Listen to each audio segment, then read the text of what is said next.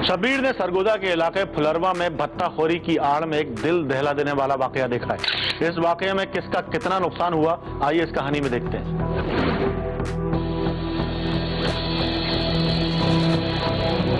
शब्बीर ने एक दिन देखा कि मुमताज नामी शख्स अभी सोने की तैयारी कर रहा था कि उसका मोबाइल फोन बजने लगा।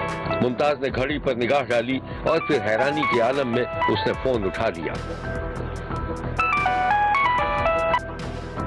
हेलो, मुमताज बात कर रहे हो? जी। तुम्हारी एक बेटी किसी स्कूल में टीचर है और रोजाना पढ़ाने भी जाती है। तो देखो, खामोशी से सुनते जाओ। हमें मालूम है कि तुम्हारी बेटी किस वक्त जाती है और कब लौट कर आती है। बेटा भी है तुम्हारा, हमें तुम्हारा भी पता है कि तुम कब जाते हो और कब आते हो, इसलिए अकल से काम लेना। मगर भाई, आप हैं कौन और मुझे ये सब कुछ क्यों बता रहे हैं? इसलिए बता रहे हैं, अगर 2 दिन के अंदर तुमने 20 लाख रुपए का इंतजाम ना किया तो तुम तीनों में से कोई भी एक मारा जाएगा। समझ रहे हो ना? अबे समझता भी हूँ और समझाना भी आता है। अबे चिड़ी मार के बच्चे, तू आवाज से कोई मुझे नशे ही लगता है। तू मुझे धमका रहा है? तेरे पास मेरा नंबर कैसे आया और तेरी जरूरत कैसे हुई मुझे फोन करने की? मुमताज ने वो कॉल काट दी। इसी दौरान उसकी बेटी उसके पास आ गई, जो अपने बाप को किसी से फोन पर बात करते हुए देख रही थी। ओहो, इतनी दादागिरी! मैं फोन बंद कर रहा हूँ। 2 दिन का वक्त है तुम्हारे पास। चल बे चल, अपना काम कर और आइंदा जरूरत नहीं है फोन करने की। पापा, किसकी कॉल थी? अरे ऐसे ही कोई साला मवाली था, नशे ही। फोन करके धमका रहा था, भत्ता मांग रहा था।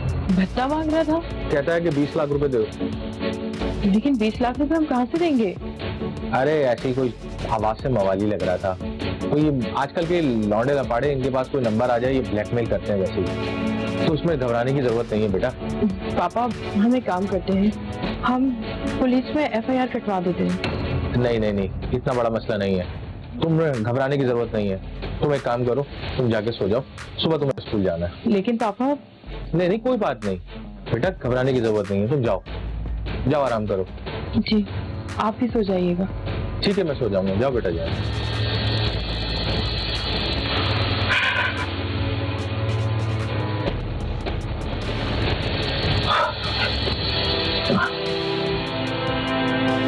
मुमताज नामी शख्स की ना तो किसी से कोई दुश्मनी थी और ना ही वो किसी का कर्जदार था। उसने गुमनाम भत्ताखोर पर कोई तवज्जो नहीं दी और हस्बे मामूल अपनी जिंदगी गुजार रहा था।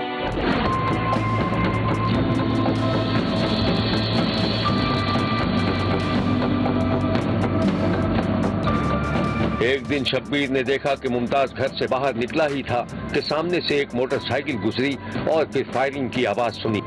इस अंधे कत्ल की क्या वजूहात थी? क्या मुमताज को वाकई भत्ताखोरों ने कत्ल किया था या कोई और मामला था? पुलिस वाकई की तहकीकात के लिए मकतूल के घर पहुंच गई और मकतूल के बेटे और बेटी से पूछगछ करने लगी।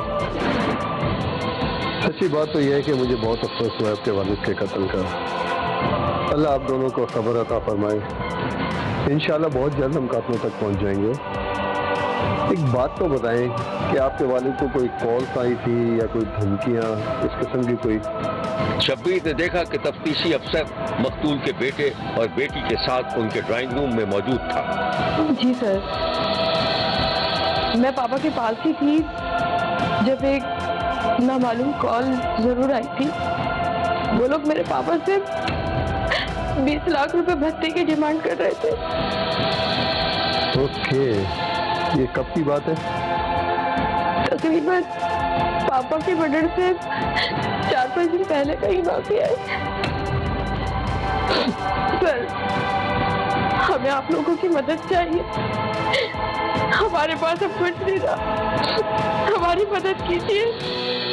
आप लोग परेशान ना हो, मैं आप लोगों की मदद के लिए तो आया हूँ यहाँ पे। जी सर, मुझे भी एक कॉल आई थी और मैं उन्हें जानता भी हूँ। वो मेरी बहन के बॉस हैं। क्या कह रहे थे वो? सर, वो कह रहे थे कि बहन के नाम पैगाम दिया है कि मैं 1 हफ्ते के लिए दुबई जा रहा हूँ, तो अपनी बहन को बता दीजिएगा कि वो छुट्टी ना करे। हाँ, उन्होंने कहा था कि मैं 1 हफ्ते की छुट्टी नहीं करूँ। लेकिन ये बात तो वो आपको भी कह सकते थे, फिर आपके भाई को ये बात क्यों बोली? सर, हो सकता है कि मेरा फोन लग नहीं रहा हो। उनका नंबर है आपके पास? जी सर, ये स्कूल के मालिक भी हैं और प्रिंसिपल भी हैं।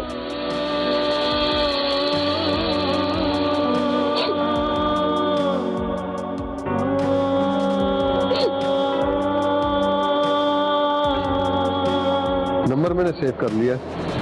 अभी तो मैं चलता हूँ। इंशाल्लाह बहुत जल्द हम कातलों तक पहुँच जाएंगे। इजाज़त दें। अल्लाह हाफ़िज़। पुलिस को यकीन था कि मुमताज कत्ल का ताल्लुक किसी न किसी हवाले से स्कूल मालिक से था, जो ये कहकर गया था कि वो दुबई जा रहा है। शब्बीर ने देखा कि तफ्तीशी अफसर अपने कमरे में था और स्कूल मालिक को फोन मिला रहा था।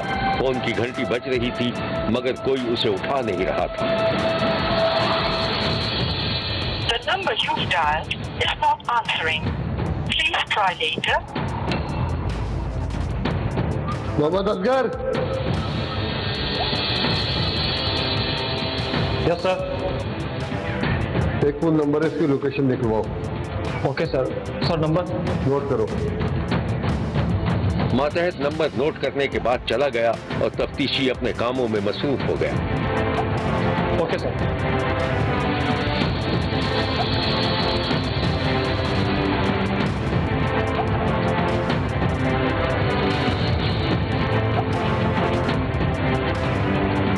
पुलिस ने स्कूल मालिक के नंबर से उसकी लोकेशन का पता चला लिया। शब्बीर ने देखा कि तफ्तीशी अफसर अपने कमरे में था कि उसका मातहत वहां आ गया। सर। असगर, लोकेशन आई? सर, उसकी गिलगित की लोकेशन आई है। गिलगित का सुनकर तफ्तीशी अफसर कुर्सी से खड़ा हो गया। तुम एक काम करो, गिलगित पुलिस को इन्फॉर्म करो और इस बंदे को वहां से उठवाओ फौरन। Okay sir. Hurry up.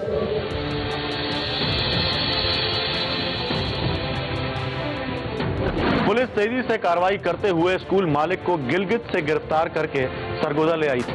Shabbir ने देखा कि तफ्तीशी अफसर अपने बड़े अफसर को अपनी कामयाबी के बारे में बता रहा था।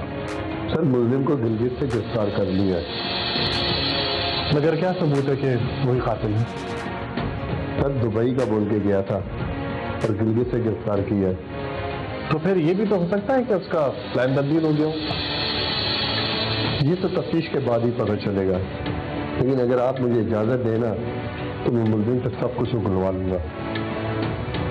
ठीक है, कर लो, लेकिन इस बात का ख्याल रखना कि किसी बेगुनाह के साथ ज्यादती ना हो जाए। सर, आप बेफिक्र रहें। सही है। ये तफ्तीश जैसे ही किसी मंतकी अंजाम तक पहुंचती है तो मुझे फौरी इसकी रिपोर्ट पेश करना। Right sir. स्कूल मालिक का मुमताज के कत्ल से ताल्लुक था या नहीं, लेकिन मुलजिम ने पुलिस की तफ्तीश के दौरान जो कहानी सुनाई थी उसकी तमसील कुछ यूं है। शब्बीर ने यह भी देखा कि मुमताज की बेटी क्लास लेकर निकली तो चपरासी ने उसे रोक लिया। सर कहाँ है? वो अपने ऑफिस में। अच्छा ठीक है, तुम ये रखो, मैं आती हूँ सर से मिलके। मकतूल की बेटी स्कूल मालिक के कमरे में पहुंची तो वो खुशगवार मूड में था। सर, आपने मुझे बुलाया? जी जी, आइए बैठे, तशरीफ रखें। जी सर। मेरा भांजा दुबई से कल मेरे लिए स्वेटर लेकर आया था। आपको तो पता है मैं पहनता नहीं हूँ, तो सोचा आपको दे दूं, अपने भाई को या वालिद साहब को दे दीजिएगा। थैंक यू सर, लेकिन इसकी जरूरत नहीं थी। अरे कोई बात नहीं, शुक्रिया की कोई बात नहीं, क्यों शर्मिंदा कर रही हैं हम। अच्छा चलें, बताएं आपकी क्लास कैसी चल रही है? जी जी सर, माशाल्लाह से क्लास बहुत अच्छी चल रही है, मैं बहुत खुश हूँ। जबरदस्त, मुझे भी बहुत खुशी है। Thank you sir.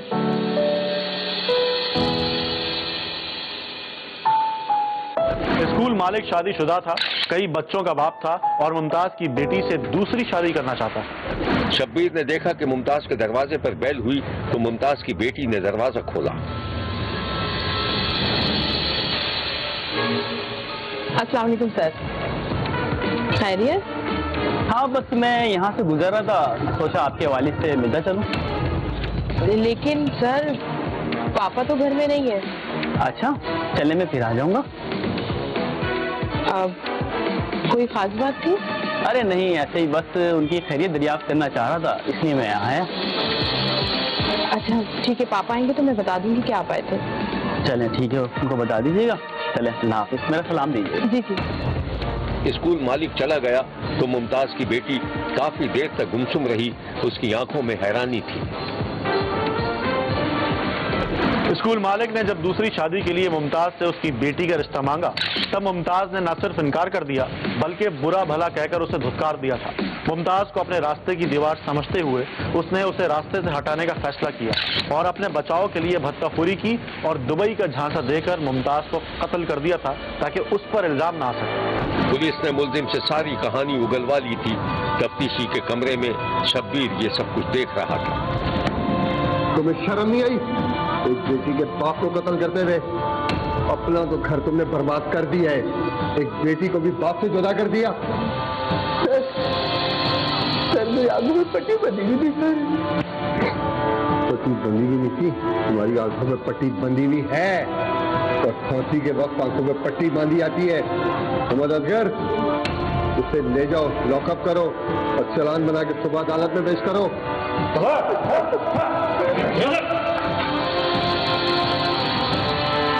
शब्बीर का कहना है कि कातिल कितना ही चालाक क्यों न हो, एक न एक दिन पकड़ा जरूर जाता है। शब्बीर ने मुमताज के कातिल को इबरतनाक सजा देने का मुतालबा किया है। देखते रहिए, क्योंकि कोई देखे न देखे, शब्बीर तो देखेगा। शब्बीर ने मुजफ्फरगढ़ में एक शख्स का कत्ल देखा है। पुलिस नामालूम मुल्जिमान की तलाश में थी, लेकिन कातिल अपनी चालाकियों की वजह से नजरों से ओझल था। कौन था तेरे साथ?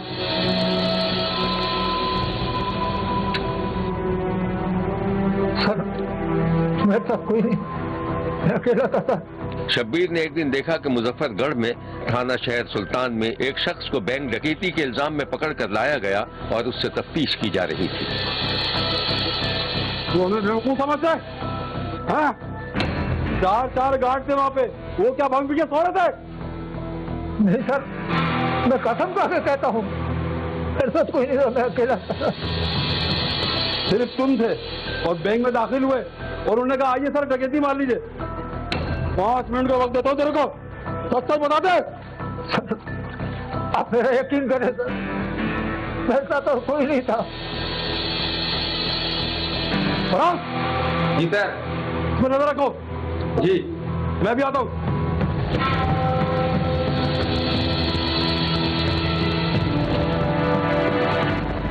फिर मुल्जिम ने वो मंजर भी देखा जब वो डकैती करके मोटरसाइकिल पर फरार हो रहे थे।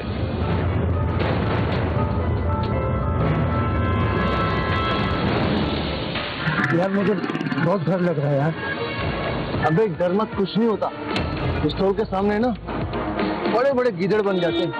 यार ये तो पुलिस वाला है, थाने में तेरे पेटीबंद भाई बैठे हुए, तू तो छूट जाएगा, मेरा क्या होगा? अबे यार ज्यादा पंचायत मत कर। वासु, ये जो गार्ड है ना सामने, एक थप्पड़ कभी नहीं, बस तूने ये करना है, उसकी कमर में पिस्तौल लगा देना। मैं 5 मिनट में गया और वापस, समझ गया? देर नहीं करना। अरे यार तू चल।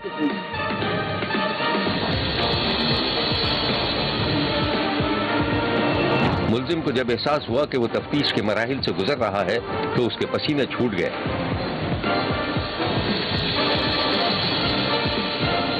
कमरे में नीम तारीकी थी और वो जमीन पर पड़ा हुआ था।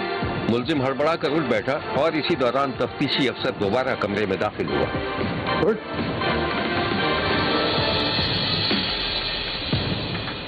लिखना आता है तुझे? जी सर। पकड़, लिख कौन कौन था तेरे साथ? सर मैं अकेला था। मुल्जिम की अगर मगज से तफ्तीशी का पारा चढ़ गया और वो जोर से चिल्लाया। लगता है ये ऐसे नहीं मानेगा, तो 3rd डिग्री दे, उल्टा लटका दो। नहीं सर, सब बताता हूँ, सब बताता हूँ। चल बता। एक गिलास पानी मिलेगा? भाई लाओ इसके लिए 1 गिलास।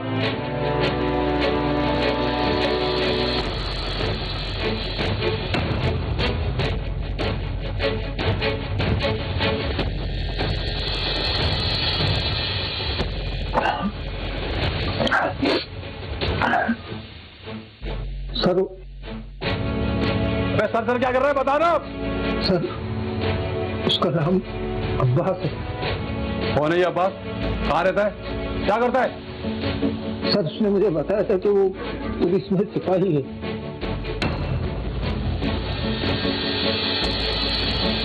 पुलिस में सिपाही है?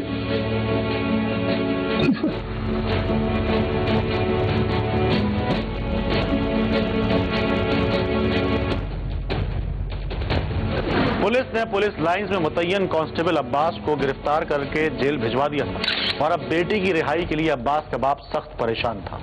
शब्बीर ने देखा कि डकैती के इल्जाम में गिरफ्तार कांस्टेबल अब्बास का बाप इंतहाई गमजदा था। वो घर के बाहर अपनी जमीनों पर टहल रहा था कि एक जमींदार ने उसे मुखातिब किया। क्या बात है अब्बास साहब, खैर तो है, परेशान लग रहे हो? जवान बेटा जेल में हो और पास थोटी कोड़ी ना हो तो परेशान नहीं हो तो और क्या करूं? क्या तो तुम ठीक रहे हो, लेकिन ये भी तो सोचो उसने डकैती की है। बाप हूं, उसका बुरा सोच भी नहीं सकता और पास पैसे भी नहीं है कि मैं उसका मुकदमा लड़ूं। बहुत परेशान हूं, बहुत परेशान हूं, क्या करूं? इंतकाल हो चुका था और लोग ताजियत के लिए आए हुए थे। बस जी, अल्लाह पाक मग़फ़िरत करे मरहूम की। परसों साथ ही चाय पी हमने शब्बन के होटल में बैठ के रात में। कल इंतला आई के इंतकाल हो गया उनका। शब्बीर ने देखा कि जब जेल से रिहा होकर डकैती का मुलजिम अब्बास अपने घर पहुंचा तो चारपाई पर 2-4 लोग बैठे हुए थे। अब्बास ये मंजर देखकर हैरान रह गया। क्या हुआ? सब खैरियत तो है? अरे अब्बास अच्छा हुआ तू आ गया, कल रात तेरे अब्बा का इंतकाल हो गया।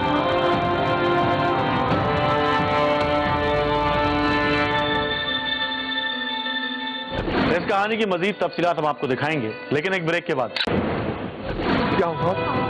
सब खैरियत तो है? अरे अब्बास अच्छा हुआ तू आ गया, कल रात तेरे अब्बा का इंतकाल हो गया। बहुत अच्छा आदमी था बेचारा, बहुत याद करता था तुझे। ओ मेरे खुदाया, मुझे माफ कर दे, मैं तेरे गिराने में शरीक ना हो सका। ये सारे ताजियत के लिए जमा हुए हैं।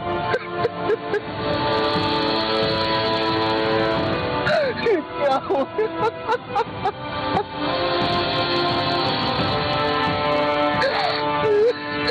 देख, ये मौका तो नहीं है भारत, लेकिन सुना है कि मुर्दे पे अगर कोई कर्ज हो ना तो औलाद का फर्ज बनता है उसको चुका दे। कर्ज? क्या मेरे अब्बा ने आपसे कर्ज लिया था? नहीं नहीं, कर्ज नहीं लिया उन्होंने। असल में वो तू अंदर था, वो केस वगैरह लड़ने के लिए उनके पास पैसे नहीं थे। तो जो तुम्हारी 3 एकड़ जमीन है ना, मैंने उनसे खरीद ली।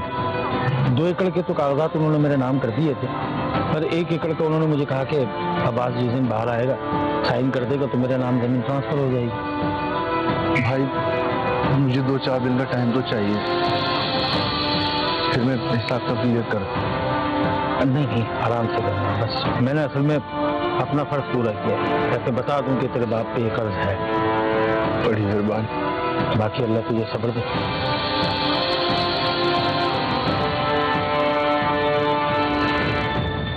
अब्बास के बाप के इंतकाल को काफी दिन गुजर चुके थे और हबीबुल्लाह जमीन की ट्रांसफर का तकाजा कर रहा था, लेकिन लग रहा था कि मुल्जिम अब्बास की नियत में खोट आ चुका था। उसने मुआहिदे से मुकरने का फैसला कर लिया था। एक दिन अब्बास के पास हबीबुल्लाह का फोन आया तो उसने बहुत सुकून से बात की। हेलो जी अभी भाई, मुझे पता है काफी देर हो गई है, आपसे 2 बातें करनी है। अगर आप दुकान पर हैं तो आ जाऊं क्या? हाँ हाँ, मैं दुकान पे ही हूँ, आ जा तू। और एक काम कर, वो फाइल लाना मत भूलना भाई, प्लीज यार। ठीक है, लेता हुआ हूँ। हाँ आ जा।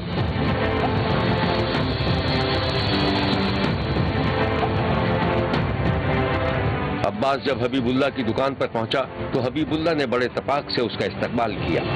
हाँ बस चल साहब, बैठ। चाय मंगाऊं तेरे लिए? अरे चाय भी पी लेंगे, लेकिन मेरी एक बात गौर से सुन ले आप। हाँ बोल। बाकौल आप कहे कि जिस जमीन के पैसे आपने मेरे बाप को दिए हैं उसका मालिक तो मैं हूं। तो भाई आप खुद सोचो कि जिस जमीन का मालिक मैं हूं तो मेरा बाप कैसे बेच सकता है? अबे किस किस्म की औलाद है तू? अपने बाप की गलतियां निकाल ले। तेरे बाप का तरस खा के मैंने उसको जमीन के पैसे दिए थे, वरना सड़ रहा होता अभी तक जेल में तू। एक बात मेरी कान खोल के सुन ले बस, मुझे जमीन अपने नाम ट्रांसफर चाहिए बस। ये मैं नहीं करूंगा और मैं भी देखता हूं कैसे नहीं करेगा। धमकियां मत लगाओ, जो करना है कर लो। ठीक है करता हूं तेरा इंतजाम मैं।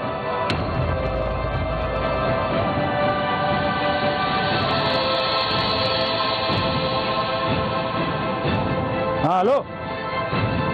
अब्बास धौंस धमकियों के बावजूद जमीन के कागजात देने के लिए तैयार ना था। फिर उसने एक दिन खामोशी के साथ हबीबुल्लाह को उसी की दुकान में गोली मार दी और वारदात के बाद फौरन अपनी ड्यूटी ज्वाइन कर ली ताकि किसी को शक ना हो सके। कुछ दिनों के बाद पुलिस हबीबुल्लाह के कातिल तक पहुंच गई और उसे गिरफ्तार कर लिया।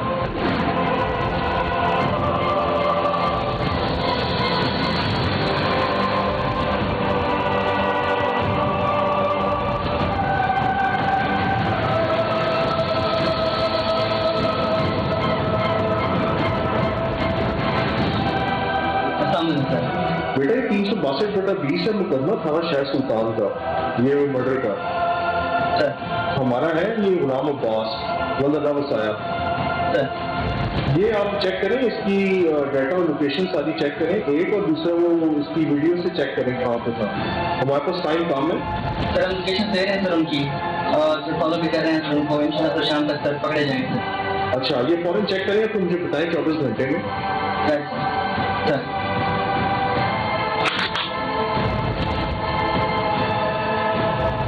यह है मुल्जिम अब्बास, जो पहले तो बैंक डकैती में गिरफ्तार हुआ और फिर रिहाई के बाद कत्ल जैसी वारदात में पकड़ा गया। और यह है मकतूल हबीबुल्लाह की तस्वीर, जो बेजुर्म मारा गया। ब्लाइंड हुआ था, इत्तला मिली कि रात को अब्बास सोए हुए थे चारपाई पे, तो हबीबुल्लाह को एक फायर लगा सर पे और इसकी डेथ हो गई। तो ये बड़ा पेचीदा मुकदमा था, क्योंकि कोई बज़ाहिर उस वक्त कोई इन्होंने किसी को नॉमिनेट नहीं किया डायरेक्टली, तो उसके बाद इसको साइंसी और टेक्नोलॉजी की मदद लाते हुए इसको जो है फिर ट्रेस आउट किया जी। तो इसमें हमारा अपना मुलाजिम जो था पुलिस का, वो निकला इसका रिश्तेदार और मुस्तफा जी ज़मीन का। उसकी लोकेशन दी हमने, लोकेशन जब वहाँ पे आई तो फिर अपना चेक किया इसकी पुलिस लाइन के अंदर अपनी आमद और रवानगी वगैरह बहुत ही मशकूक। फिर उस दौरान इसने मुख्तलिफ लोगों को जो है फ़ोन किए चेक करने के लिए कि उसकी क्या सूरत हाल है, तो क्या नहीं है। तो फिर हमने टीम बनाई, इसको बड़े तरीके से उठाया, ओरिजिनल जो है वो वेपन को भी रिकवर कर लिए और इसके मुताबिक जो है इसको केस को फाइनलाइज कर दिया। शब्बीर ने मुजफ्फरगढ़ में थाना शहर सुल्तान की हुदूद में पेश आने वाले इस वाक़े की मजम्मत की है और हबीबुल्लाह के कातिलों को करारे वाकई सजा देने का मुतालबा किया है। देखते रहिए, क्योंकि कोई देखे न देखे, शब्बीर तो देखेगा। क्या आपने कभी सुना है कि घास फूस की कोई झोपड़ी सैलाब का मुकाबला कर सकती है, या गदागरी की लत में मुब्तला अफराद कभी अपना पेशा छोड़ सकते हैं? इन दोनों हैरत अंगेज वाकयात के बारे में शब्बीर ने बहुत कुछ सुना था, मगर अब देख भी लिया है। आप भी देखिए। ये इलाका जो आप देख रहे हैं मेन नेशनल हाईवे पर उतराई में वाक़े है। इस इलाके के साथ ही वो ऊंची सी पहाड़ी भी है जिस पर मकली का तारीखी कब्रिस्तान मौजूद है। शब्बीर जब इस इलाके में दाखिल हुआ तो उसे लगा जैसे वो किसी पुराने जमाने में आ गया हो। बांसों की मदद से बनाए गए एक बहुत बड़े हॉल में कुछ औरतें और मर्द छोटी छोटी ईंटें और टाइल्स तैयार कर रहे थे। करीबी इलाके से हासिल की गई चिकनी मिट्टी को आटे की तरह गूंदकर फर्मों की मदद से ईंटें और टाइल्स तैयार किए जा रहे थे।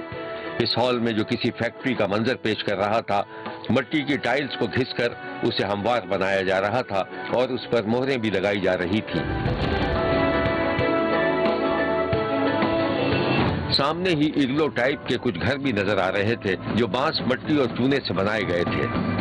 जब शब्बीर इग्लू टाइप के मकानों की तरफ बढ़ा तो उसे पता चला कि मकामी आबादी में इनको चोरा कहा जाता है। घर के इलाके में भी इसी किस्म की रिहाइश गाहें इस्तेमाल की जाती हैं। शब्बीर को ये जानकर इंतहाई हैरत हुई कि सूखी झाड़ियों, बांस और चूने मिट्टी से बनाई गई ये रिहाइश गाहें न सिर्फ फ्लड प्रूफ थी, बल्कि इनमें बारिश का पानी भी दाखिल नहीं होता।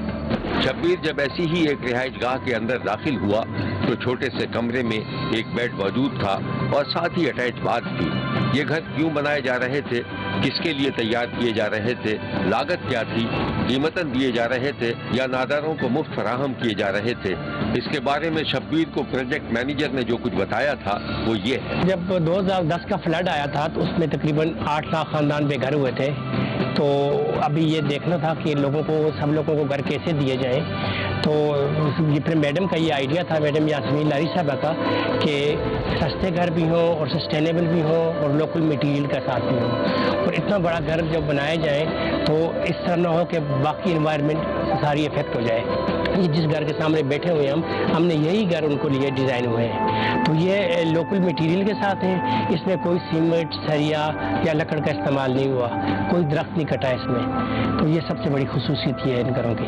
गांव-गांव नादारों को न सिर्फ छोटे छोटे खूबसूरत घर फराहम किए जा रहे हैं, बल्कि उन्हें इसकी तज़ीन और आइश की तरबियत भी दी जा रही है। जब किसी गाँव में हम अगर 40 घर बनाते हैं और 40 घर के अंदर फिर ये हो जाते हैं, जब घर हम बना के आ जाते हैं तो वो लोग उस चीज़ को अडॉप्ट करते हैं। उसे अडॉप्ट करने की 2 वजह है। पहली वजह यह है कि उसको हम बाकायदा घरों में ट्रेनिंग देते हैं। ये नहीं कि घर स्ट्रक्चर उठा के दे दिया और लेके चले जाओ। हम बाकायदा उनको, हमारा मास्टर टीचिंग जाता है, मैं खुद जाके वहाँ पे विजिट करता हूँ, तो उनकी बाकायदा ट्रेनिंग होती है। फिर उसके बाद उनको हम जो इस्तेमाल करते हैं वो लोकल मटीरियल करते हैं। चोरा नामी ये रिहाइश गाहें न सिर्फ देखने में खूबसूरत बल्कि एक छोटे से खानदान की रिहायशी ज़रूरत पूरी करने के लिए भी काफ़ी दिखाई देती है। हमने जितने भी अपने घर दिए उसी कम्युनिटी को दिए जिनकी बिल्कुल ज़ीरो इनकम थी या पॉवर्टी लाइन से वो नीचे थे। तो उसके लिए हमें बहुत ज़्यादा स्ट्रगल करनी पड़ी है। जो बंदा मांग रहा था उसको फिर उन लोगों को हमने ट्रेनिंग दी है और ट्रेनिंग पे हमने मुख्तलिफ तरह के स्किल सिखाए उनको, वो मांगने से कैसे हट गए। अभी हमारी यहाँ पे अब टीमें लगी हुई हैं जो कर रही हैं, तो ये वही लोग हैं जिनको हमने घर भी बना के दिए और स्किल भी सिखाए हैं। शब्बीर ने नादारों के लिए बनाई जाने वाली रिहाइश गाहों का तफसीली दौरा किया तो पता चला कि इन घरों में बाकायदा पानी और बिजली का भी निज़ाम कायम किया गया है, जबकि चूल्हों के लिए अलहदा जगह बनाई गई है। शब्बीर को प्रोजेक्ट डायरेक्टर ने बताया कि 2 खानदानों के लिए फिलहाल 1 वॉशरूम का एहतमाम किया गया है। सर हर फैमिली के लिए 1 टॉयलेट है, 1 रूम है और 1 टॉयलेट 2 फैमिली शेयर करती हैं। और मैं आपको चूल्हा दिखाऊंगा, फिर हर फैमिली के लिए 1 चूल्हा होता है। चोरा रिहाइश गाहों के बाद शब्बीर ने एक बार फिर उसी फैक्ट्री नुमा हॉल का चक्कर लगाया, जहां प्रोजेक्ट मैनेजर ने शब्बीर को इंतहाई हैरतनाक मालूमात फराहम की। शब्बीर को बताया गया था कि टाइल्स बनाने वाली मजदूर औरतों का ताल्लुक गदागरी के पेशे से था और उनकी कमाई का वाहिद जरिया वो ज़ायरीन थे जो हफ्ते में 1-2 बार मकली कब्रिस्तान का रुख करते थे। फिर यूं हुआ कि इन गदागर खवातीन को बाइज्जत रोजगार पर आमादा करने के बारे में सोचा गया। ये काम मुश्किल था, मगर जब इन गदागर खवातीन को माकूल आमदनी की पेशकश हुई तो उन्होंने मजदूरी पर आमादगी जाहिर कर दी। ये सब कुछ कैसे हुआ? शब्बीर को प्रोजेक्ट मैनेजर ने जो कुछ बताया था वो ये है। ये बहुत बड़ा चैलेंज था कि उनको वो प्रोफेशन कैसे उनसे छुड़ाया जाए और दोबारा उनको इस काम पे कैसे लाया जाए। उसके लिए हमने एक सर्वे किया कि इनकी पर मंथ इनकम क्या है। तो हमारे लिए टारगेट ये था जो हमने पूरा किया कि आया उनकी, अगर पहले किसी की इनकम थी 1500 महीने की, किसी की 2000 थी, किसी की 1800 थी, हमें ये देखना था कि इनकी वो इनकम डबल होगी तब वो काम छोड़ेंगे। पहला ये था। फिर दूसरा हमने ये बात समझाई, आप ये जो मांग रहे हैं आपको कुछ मिल रहा है, ये ना समझेगा मुफ्त में दे रहे हैं, इसके लिए आपको कुछ देना पड़ता है। वो क्या है? वो इज्जत नफ्स है। 2 आपको देते हैं, 8 आपको दुत्कार देते हैं। जो 8 आपको दुत्कार दें वो आपकी इज्जत नफ्स मजरूह करते हैं, फिर आपको कुछ मिलता है। तो ये बात उनकी समझ में आ गई कि हमें ये मांगने पे भी कुछ पे करना पड़ता है तब हमें कुछ मिलता है। तो बेहतर नहीं है कि मेहनत करके हम लें और करें। इन साबका गदागर खवातीन के बारे में एक और दिलचस्प बात ये बताई थी कि इनके हाथों से बनाई गई टाइल्स पर इनके नाम की मोहर भी लगाई जाती है। जरा ये मनाजिर देखिए, साबिका गदागर खवातीन अपने काम में मगन दिखाई दे रही है। मट्टी गूंदते और उनको हमवार करते ये हाथ उन मजदूर खवातीन के हैं जो गदागरी जैसी लानत से छुटकारा हासिल करके रिश्ते हलाल के लिए कोशा है। खवातीन की एक प्रैक्टिस होती है आटा गूंदने में, तो मट्टी भी गूंद के अच्छी तरह बन सकती है। तो जितनी पायदार टाइल औरत बना सकती है इतने कोई यूथ या कोई भी हमारा आर्टिजन भी नहीं बना सकता। शब्बीर को पता चला कि एक बार जब ये टाइल्स सूख जाती हैं तो उनको करीबी वाक़े भट्टे में पकाया जाता है और फिर इन टाइल्स को शहरों की खूबसूरती के लिए इस्तेमाल किया जाता है। 100-150 रुपया मिल गुजारो कौन थी नो हाँ कम पे भी था यहाँ गुजारो थी बस 400-500 रुपया घर में जमा बि करी ना, घर जो ख़र्चो करी ना। और असांजी पूरी जेको गांव आहे न असांजो सभु हिते कमु करे। असांखे हिन में कम में सुठो असांखे तरीक़ो असांजो थी वियो। असांखे सुकून ते पिनण में मांगण में असांखे सुकून कोन हुओ। पिनण इज़त बिना कोन हुई, न को इज़त भाई। कहाँ 2-3 हज़ार रुपए महाना की गदागरी और कहाँ 12-14 हज़ार रुपए महाना की बाइज्जत आमदनी। ये सब कुछ ख्वाब सा दिखाई दिया, मगर ये सब कुछ हकीकत है और इस मुल्क में रहने वाले कुछ खुदा तरस लोग हैं जो ये काम कर रहे हैं। 100-200 कमा लेते हैं पहले, उनसे घर का खर्चा नहीं चलेगा, हम बहुत परेशान होते थे। लेकिन जब से नईम साहब ने आया, हमें बुलाया, तो अब हम खुशहाल जिंदगी गुजारे हैं, मैं और मेरी घरवाली दोनों। अभी किसी चीज़ की ज़रूरत नहीं है, हम भीख भी नहीं मांगे, अभी यहाँ इंजॉय में काम ही करेंगे। शब्बीर काफी देर तक साबिक गदागर खवातीन के हाथों से बनाई गई खूबसूरत टाइल्स को बनते और भट्टे में पकते देखता रहा और सोचता रहा कि और तंजीमों और अफराद को भी ऐसे फलाही कामों के लिए सामने आना चाहिए ताकि बेसहारों की तालीम, रिहाइश, खुराक और सेहत के मसाइल किसी हद तक कम हो सकें। इस तरह की खिदमात सदका जारिया का दर्जा रखती हैं और इन्हें हमेशा जारी रहना चाहिए। 2018 में मैंने दही का काम शुरू किया, जिसमें हमने बहुत से मेहनत करके अभी मैं कर रहा हूँ। उसके जो ऐसे बेरोजगार चल रही थी, औरतें जो भीख मांग रही थी वो अभी बिल्कुल अपने काम से चल रही। कोई दही बेच रहे, कोई बर्तन बोल रहे, कोई दूध बोल रहे। इसमें हम बहुत मेडम साहब का बहुत शुक्रगुजार हूँ। यहाँ से इधर से ट्रेनिंग लिया तो हमारे तकरीबन 30 बंदों ने वो ट्रेनिंग सीखी, जो अभी उधर हम टाइलों का, बर्तनों का काम हमने सीखा यहाँ से, वो हम उधर अपने गांव में कर रहे हैं, जो हम खुद बेच रहे हैं, भट्टी में पका के बेच रहे हैं। अभी तमाम VIP हमारा गुजर चल रहा है। देखते रहिए, क्योंकि कोई देखे न देखे, शब्बीर तो देखेगा। शब्बीर का कहना है कि वो देख रहा है और मुसलसल देखता रहेगा। मुल्क भर से मजीद कहानियों और उनकी तफसीलात के साथ फिर मुलाकात होगी। देखना ना भूलिएगा, क्योंकि कोई देखे ना देखे, शब्बीर तो देखेगा।